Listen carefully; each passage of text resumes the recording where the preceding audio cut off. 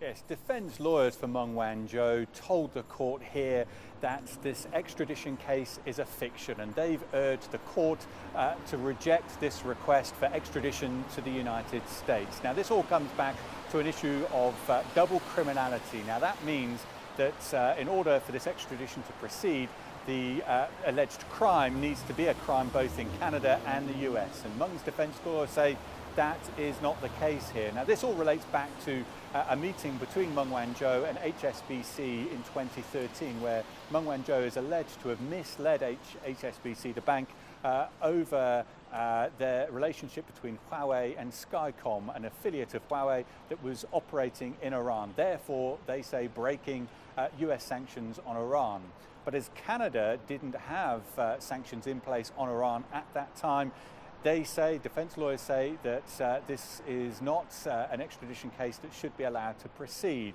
However, Canada's Crown lawyers, they told the court that that is not the case, that this is a case of fraud, and therefore that is why this extradition should be allowed to continue. As I say, we've been hearing from both sides across the course of this day, and this is set to continue on through the rest of the week.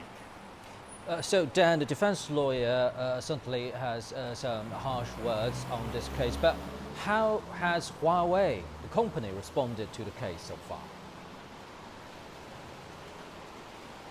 Yes, as you would expect, over the last few days or weeks, they have kept a fairly low profile, as you would expect. But just before proceedings began here in Vancouver, it was noted that there was then a video message, a statement that was then released. That was released by Benjamin Howes, and this is what he had to say. Let's take a look. Huawei has consistently stated, as this case is before the court, it is inappropriate for us to give specific comments on the ongoing legal proceeding. We trust in Canada's judicial system, which will prove Ms. Meng's innocence. Huawei stands with Ms. Meng in her pursuit of justice and freedom. We hope Ms. Meng will be together with her family and colleagues and friends as soon as possible.